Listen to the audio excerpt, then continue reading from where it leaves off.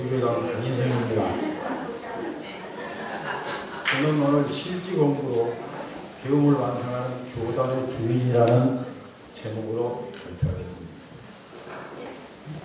저희가 원불교에 입교해서 교대 생활을 시작한 지 올해 5년째 접어들고 있는데요. 42년 교직 생활을 마치고 정년 퇴임을 하면서 의미 있는 노후 생활을 위해 꼭 종교를 갖기로 다짐했습니다. 그리고 30년 전 담양교당에서 운영하는 건강 어린이집에 자녀들을 보내면서 느꼈던 원불교 교문들의 따뜻한 이미지를 떠올리며 광주교당에 스스로 찾아와 입교했습니다. 독실한 천주교 집안의 장남인 제가 원불교에 스스로 찾아가 입교하고 교도가 되자 저희 어머니는 처음에 상심이 크셨습니다. 하지만 이제는 아들이 선택한 종교에 대해서 인정해주고 계십니다. 딸과 사이도 천주교를 신앙하고 있지만 제가 원불교에 다니는 것을 좋게 생각하고 있습니다. 저는 원불교 교리를 접하고 차츰 법을 알아가면서 비교도인 저희 집사람을 교당 법회로 인도하고 싶은 소원이 생겼습니다. 대정경 교육품에서 노부부가 며느리에게 실지불공한 법률처럼 어떻게 집사람에게 불공을 잘해서 법회에 나오도록 할까 늘 고민을 했습니다. 평소 사소한 일에 버럭 화를 내서 집사람을 섭섭하게 하는 저는 이런 경기가 올 때마다 참고 돌리고 멈추는 공부를 하려고 많이 노력했습니다. 잘 돌리는가 싶었는데 이내 큰 소리로 화를 낼 때도 있었습니다. 하지만 집사람을 교당으로 인도하기 위해서는 저희 좋지 못한 습관부터 고쳐야 한다는 목표가 생기니 대화할 때는 그거 참 좋네, 그 말이 오라 하면서 여유 있는 마음을 갖게 됐습니다. 집사람도 조금씩 변하는 저를 보며 교당에 관심을 보이기 시작했습니다. 특히 앞으로 소개하게 될 원불교 성가 영상을 모델인 외손녀를 데리고 교당에 올 수 있다는 건 참 고마운 일입니다. 그럼 저희 신앙 실천 첫 번째로 원불교 성가 영상 제작에 관해 말씀드리겠습니다. 저는 그동안 해왔던 저희 블로그 사진 전시회를 성가 영상으로 만들어 총부의 커뮤니티 영상 콘텐츠에 공부하게 되고 원불교 홈페이지에 성가 영상을 만들어 올리게 됐습니다. 정산 종사님께서는 성가를 일종 노래로만 알지 말라고 하시면서 그 속에 진리가 들어있나니 그 가사를 새기며 경건히 부르라고 밝혀주셨습니다. 저는 지난 2012년 정년 퇴임을 하면서 그동안 틈틈이 찍은 사진을 모아 블로그 사진전을 시작했습니다. 자연이 주는 선물을 카메라에 담기 위해 우리나라 명소 곳곳을 부지런히 걸어다녔고 찍힌 사진은 앞서 감상하신 영상처럼 원불교 성가의 주요한 자료가 되었습니다. 우리 성가를 늘 머릿속에 구상하고 UCC에 올리기까지는 수많은 시행착오를 거쳐야 했지만 그 시간은 오롯이 교리를 새기며 공부하는 유익한 시간이었습니다. 총부의 커뮤니티 영상 콘텐츠 공모전에 기도라는 이름으로 응모를 했습니다. 기도는 외손녀를 데리고 원불교 근원 성기인 영산 성기 근처에 줄사해서 어린아이가 고사리 같은 손으로 합장하고 기도하는 모습으로 그 6살 꼬마 소녀가 커서 원불교의 주인이 되기를 바라는 간절한 마음이 담겨 저로서는 퍽 의미 있는 영상이었습니다. 두 번째 저희 신앙 실천은 원독서의 창립 멤버로 지금까지 활동하고 있는 내용입니다. 광주교당에서는 지난해부터 원독서회라는 이름으로 공부하는 모임을 진행하고 있습니다. 원독서회는 다들 바쁜 사회생활을 하면서도 시간을 내어 매달 한 번씩 원불교 관련 도서를 읽고 정해진 날에 모여 각자의 독후감을 중심으로 공부와 생활, 감각된 바를 회화하는 광주교당의 자생적 교리 공유 모임입니다. 저는 처음부터 원불교 독서에 참여해서 회상 창립의 역사와 원불교 교리를 깊게 공부하고 이해하는데 큰 도움을 받고 있습니다. 돌이 서서 물소리를 듣는다라는 설교 모음집 책을 읽고 나서 회화를 하고 변산구공로 성립 청수성의 현장인 변산성지에 가보고 싶은 마음이 생겼습니다. 마침내 몹시 더운 지난 여름날 원독서의 회원들과 시간을 내어 가볼 수 있었습니다. 처음 변산제법성지에 간 저는 대종사님 모시고 공부하던 초창기 우리 선지님들을 떠올리면서 깊은 감회에 젖었습니다. 석도암토와 복례정사를 마음의 소리 따라 느릿느릿 걸어 변산구공로역과에 도착해 입정하며 물소리를 들었습니다. 그 물소리는 깨달음의 소리로 들렸고 성지에 가본 후와 가기 전에 책을 읽는 마음이 확실히 달라졌음을 느낍니다. 앞으로 원불교 성지 곳곳을 몸으로 보고 마음으로 정득하는 그런 독서를 하고자 합니다.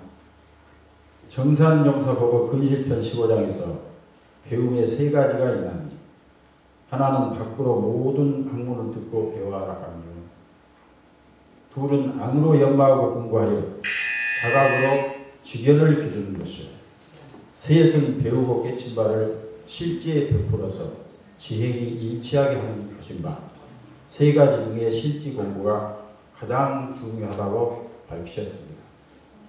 저는 이 법문을 새겨 안으로 내실 있는 마음 공부에 힘쓰고 밖으로 가족 교화와 성가 영상 제작에 정성을 다하며 실지 공부를 해 나가겠다고 다짐해 봅니다. 끝으로 저를 응원하기 위해서 할머니의 손을 잡고 교당에 받은 손주를 환영합니다.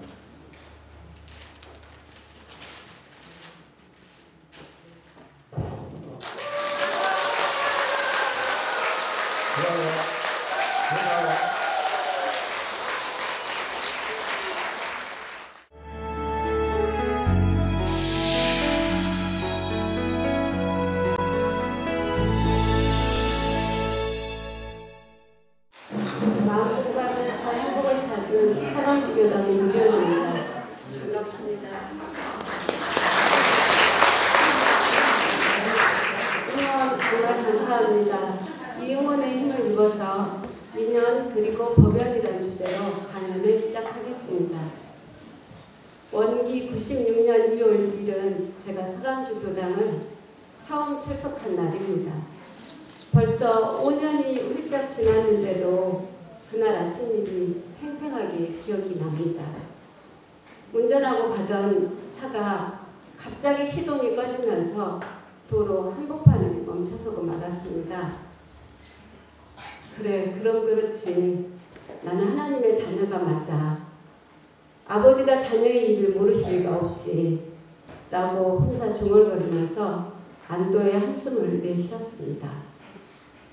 그럼에도 불구하고 누구와 동행한 것도 아닌데 저는 벌써 교당 안에 앉아있더군요.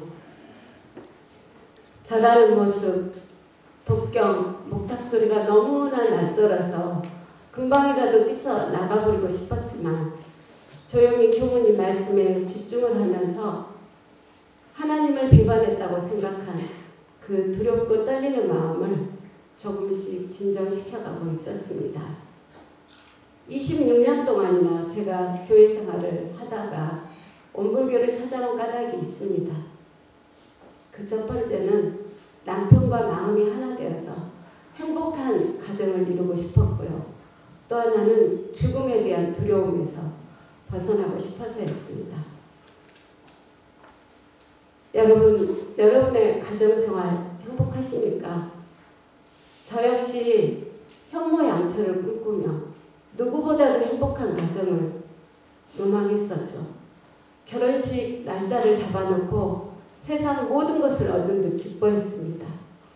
왜냐하면 저는 결혼만 하면 내 인생은 남편이 알아서 완벽하게 책임을 져주는 것이라고 생각을 했기 때문이죠.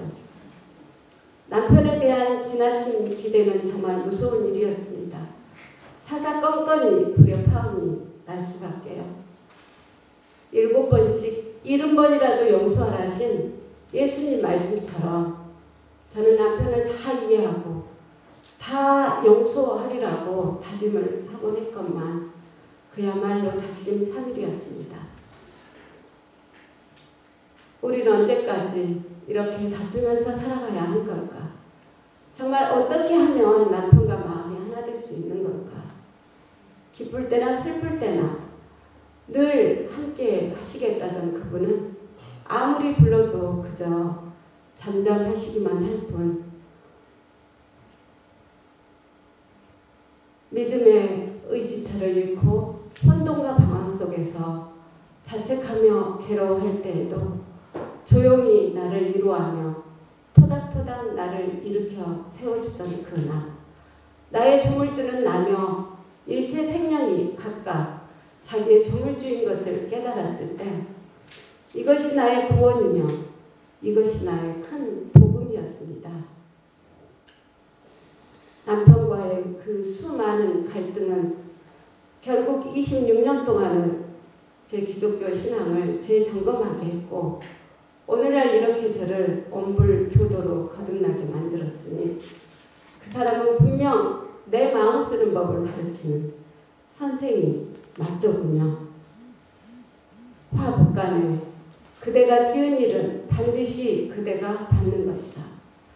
내가 못 당할 일은 남도 못 당하는 것이요. 나를 바르고자 하거든 남을 바르고자 하거든 먼저 나를 바르고.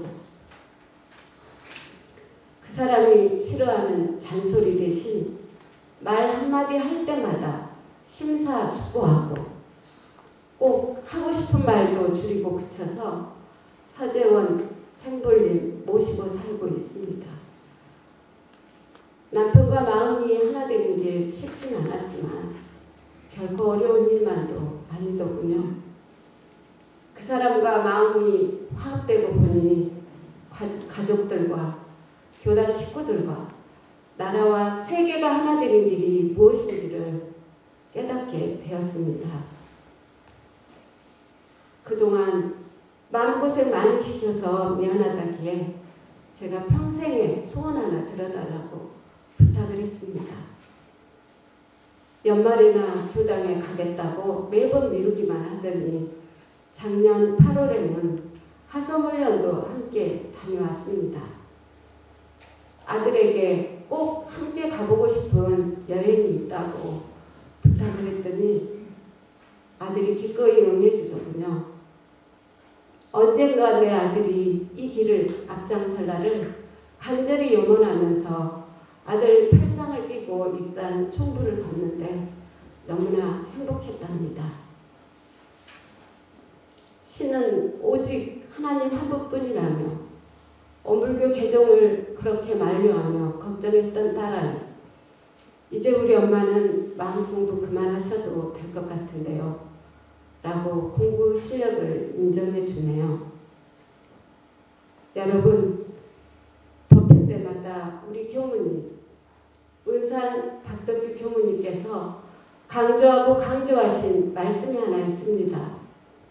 반드시 자신에게 맞는 공부법을 찾아야 한다고.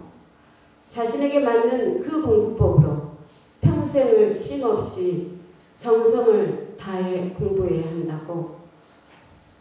저는 교무님께서 그렇게 강조하신 말씀을 행여 실천하지 못할까봐 고민하다가 제게 맞는 공부법으로 인터넷 사경을 선택을 했고요. 현재 사경 4회차 진행 중입니다. 경전 법규 연습하기를 부지런히 하고 의두 연마하기를 주의하는 중에 오랫동안 까닭 없이 내 미움의 대상이 되었던 넷째 언니에게 미안한 마음이 밀물처럼 밀려오더군요. 거짓말쟁이, 허풍쟁이 언니가 아니라 그래, 과장이 좀 심한 언니로구나. 이렇게 이해를 하면서 오랫동안 단절하고 살았던 언니 집을 찾아가 그동안 미안한 마음, 앞으로 사랑하겠다는 마음을 듬뿍 담아서 언니 손을 꼭 잡았습니다. 나에게는 엄하고 남에게는 후하니 모두가 지중한 인연이요. 자기를 대중 삼는 공부로 마음이 밝아지니 그물에 걸리지 않는 바람처럼 사리에 걸림이 없고 보니 삼라만상 일체 생명이 금같이 옷같이 소중하게 다가왔습니다.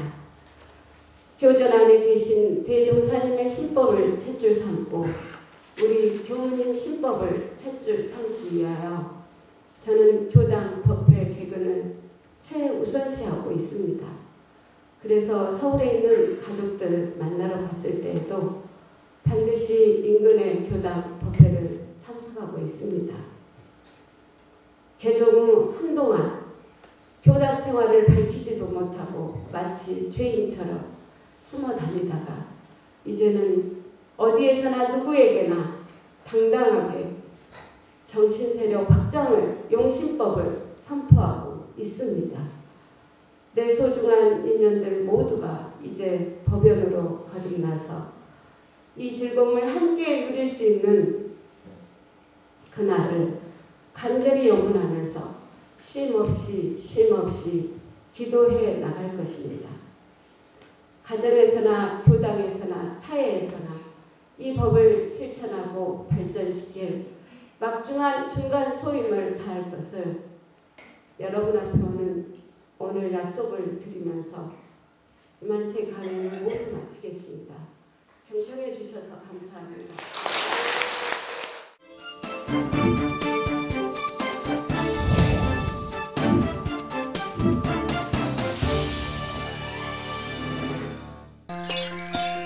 TV 감상담은 여러분들과 함께 만들어갑니다. 참여를 원하시는 분은 직접 촬영한 영상을 아래의 연락처로 보내주시기 바랍니다.